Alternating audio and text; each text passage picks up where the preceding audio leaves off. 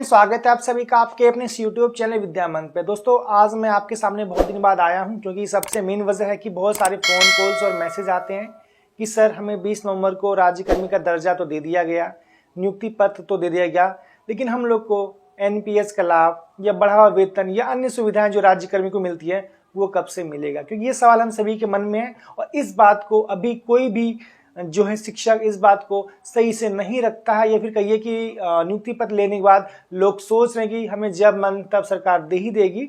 तो कहीं ना कहीं ये सवाल हम सभी के मन के अंदर है। और एक सवाल और है, क्या जो हमको आवंटित जिला प्राप्त हुआ है क्या उसके हमारी पोस्टिंग किस प्रकार होगी या क्या कुछ आगे हो सकता है। साथ साथ हम ये भी जानेंगे कि टीआरई 3 टीआरई 4 का क्या अपडेट है, सक्षमता 2 जो डाउटफुल जरा उसका क्या अपडेट है। तमाम मुद्दों को लेकर आज हम इस वीडियो को बना रहे हैं और साथ साथ कुछ सचिवालय अपडेट्स भी सामने निकल कर आ रही है जो आपको इस वीडियो में बताई दी जाएगी। तो आप लास्ट तक इस वीडियो को देखिएगा, आपको हर एक बात को बताया जाएगा क्या कुछ चल रहा है दोस्तों। क्योंकि हम सभी जानते हैं कि जो बिहार में सक्षमता पास लगभग 1,87,000 नियोजित शिक्षक हैं वो अब राज्यकर्मी बन चुके हैं, लिहाजा उनको अब इसका एक औपचारिक घोषणा की कहने का मात्र है कि उनका पदस्थापन होना बाकी है। तो कुछ पॉइंट्स मैंने यहाँ पे लिखे हुए हैं जो आपको बताऊंगा वन बाय वन। जो हमारा हेडिंग आज का है, सक्षमता पास विशिष्ट शिक्षकों का पदस्थापन। यानी कि दोस्तों आप सभी जानते हैं कि माननीय मुख्यमंत्री द्वारा 20 नवंबर 2024 को हम सभी को जो सक्षमता पास शिक्षक थे उनको औपबंधिक नियुक्ति पत्र दिया गया। साथ साथ माननीय मुख्यमंत्री ने ये घोषणा भी की कि जो भी शिक्षक अपने मूल विद्यालय में है उनको वहीं पर राज्यकर्मी बनाया जाएगा। तो ये बहुत बड़ी घोषणा उन शिक्षक के लिए जो कि अपने घर परिवार के साथ रहना चाहते हैं, ये भी कह सकते हैं जो जिन्होंने अपना घर बसा लिया है, या फिर एक तरफ ये भी कह सकते हैं उनका घर बसने से जो है एकदम उजड़ने से बच गया। क्योंकि जिसका भी घर है परिवार के साथ रह रहे हैं उनको बहुत भी राहत शिक्षक ने दी है। साथ साथ सरकार ने ऐच्छिक ट्रांसफर भी लेके आई है। इसमें क्या कुछ प्रावधान है ये भी हम जानेंगे। तो दोस्तों मेन बात है कि पदस्थापन कब होगा। सबसे ज्यादा इससे दिक्कत छठे चरण के शिक्षक को हो रहा है, क्योंकि हर महीने 10 से 12 हजार का वित्तीय लॉस हो रहा है और उनको पदस्थापन कर दिया जाए मूल विद्यालय में जहां वो पढ़ा रहे हैं तो उनकी वेतन में काफी अच्छा खासा इजाफा हो जाएगा।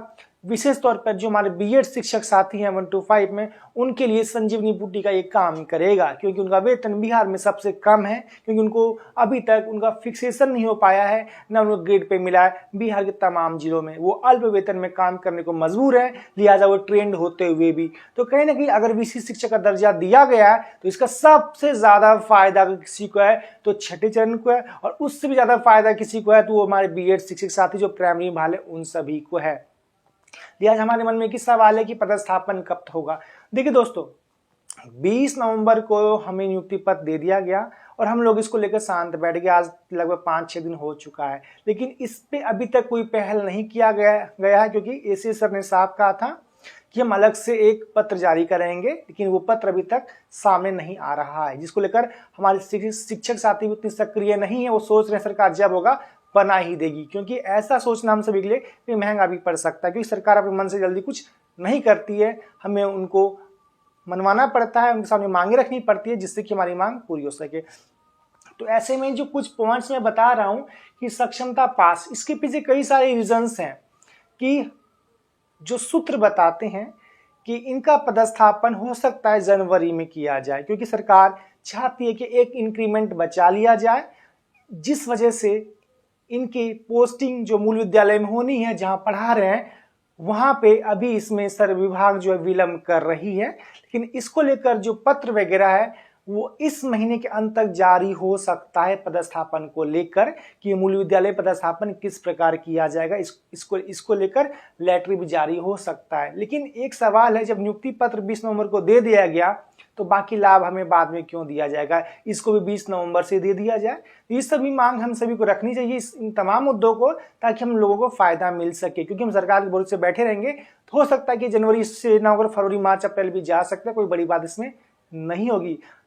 जितनी जल्दी हमको मिल जाए उतना ज़्यादा फायदा हम सभी को होगा। विशेष तौर पर बिहार के तमाम जो शिक्षक राज्यकर्मी बने हैं, एनपीएस में बहुत अच्छी खासी जो है हमें शेयर मिलेगा गवर्नमेंट की तरफ से, और हमारी अच्छी खासी रकम हर महीने जमा होगी एनपीएस अकाउंट के अंदर, और हमारा वेतन भी जो है ट्रेजरी और एचएमआरएस के थ्रू आएगा, जो कि ससमय अन्य शिक्षक को आता है वैसे हम लोग को भी मिलेगा। इसकी मांग हम लोग को अब सभी से करना चाहिए कि अविलंब हम लोग का पदस्थापन का पत्र निकाला जाए और दिशा निर्देश दिया जाए कि किस प्रकार हम लोग की पदस्थापन किया जाएगा मूल विद्यालय में। इसको लेकर लेटर निकाला जाए और हो सके तो हमें 20 नवंबर को नियुक्ति पत्र दिया गया है तो 20 नवंबर से हम लोग को इसका दर्जा दिया जाए, या फिर इसको हमें अगले महीने दिसंबर में हमको मूल विद्यालय में पदस्थापित करके राज्यकर्मी का लाभ दे दिया जाए। ऐसी मांग हम सभी को लगातार अब करें जब तक कि हमें पदस्थापित मूल विद्यालय में नहीं किया जाए। अगर हम लोग शांत बैठते हैं तो ये मामला ठंडा पड़ सकता है, सरकार इसको लंबा खींच सकती है। इसलिए हम सभी को अब एक्टिव मोड में आना ही पड़ेगा इस चीज को लेकर।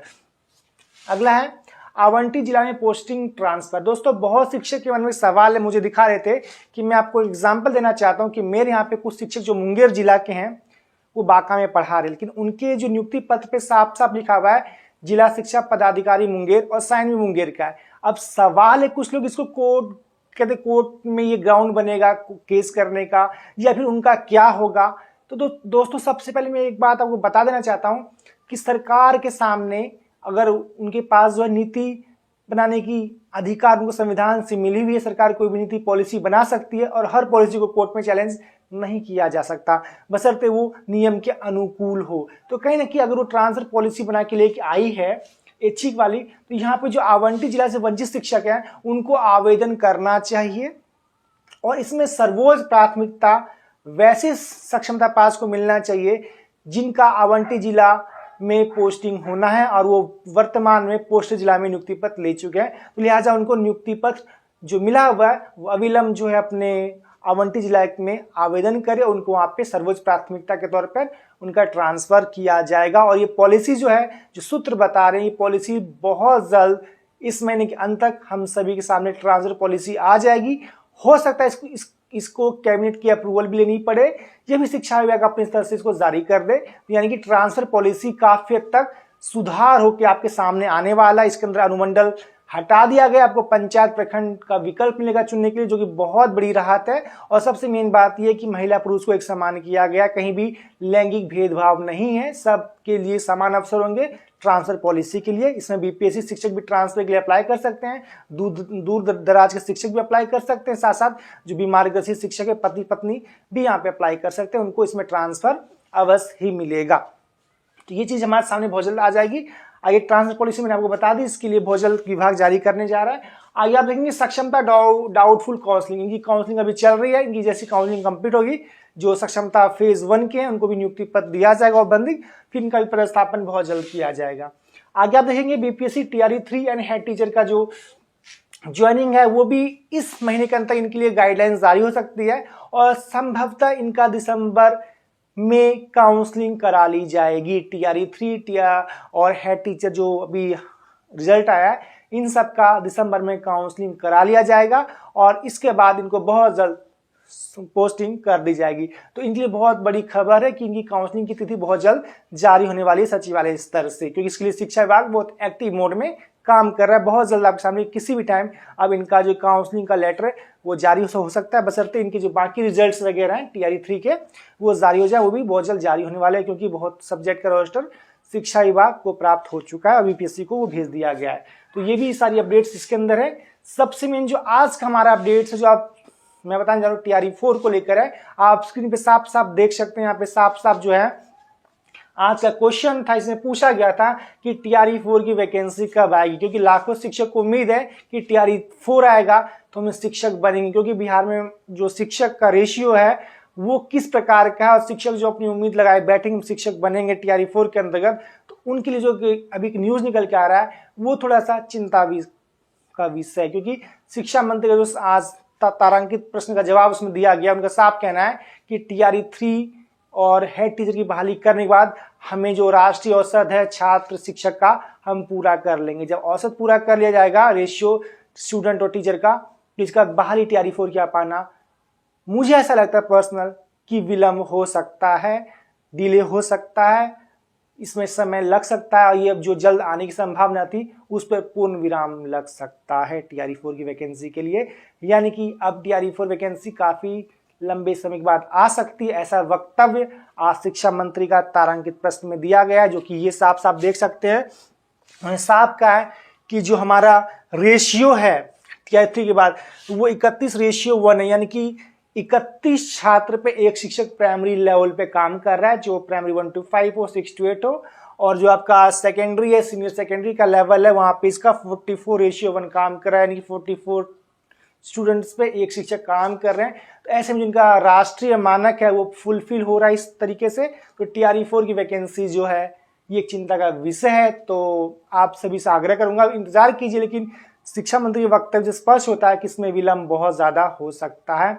बाकी जो आपके डाउट्स हैं, कमेंट्स हैं, इसमें पोस्ट कीजिए। मैं आपको लगातार वीडियो देके हर कंसेप्ट को समझाते बताते रहूंगा और हर न्यूज को आप तक पहुंचाते रहूंगा। तब तक thank you, take care, bye bye.